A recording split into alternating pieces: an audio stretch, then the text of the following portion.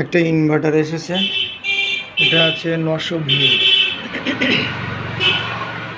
Microtek company का।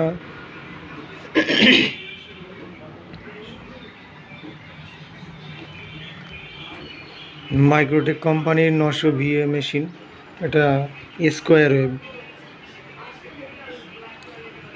এই মেশিনটাতে বাস পড়েছিল, বাস পড়ে এর যে চার্জিং সেকশন, এখানে এই চার্জিং সেকশনটি ফল্ট এসে যায়। ফল্ট এসে যাওয়ার কারণে পরবর্তীতে যখন আবার কারেন্ট আসে তখন এ সরাসরি ট্রান্সফরমারকে ফুল ভোল্টেজ দিয়ে দেয়।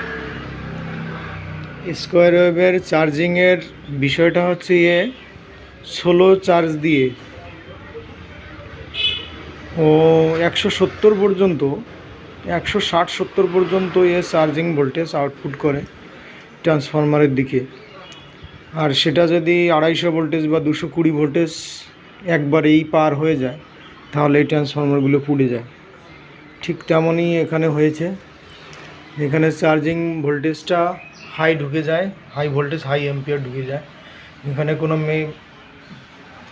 ম্যানেজ করার কোনো ব্যাপার ছিল না। এখানে বাস পড়ে এটা শেষ হয়ে যায় চার্জিং সেকশনটা, তার কারণে এটা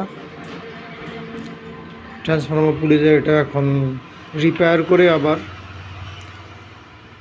চালু করে দেখছি। এখানে ট্রান্সফরমারটা বাধাই করতে প্লাস এর চার্জিং সেকশন যেটা, এখানে এই চার্জিং সেকশনটাও কমপ্লিট করতে হবে। না হয়তো আমি যদি নতুন ট্রান্সফরমার এনেই লাগিয়ে দিই বা তৈরি করেই লাগিয়ে দিই তাহলে আবারও পুড়ে যাবে।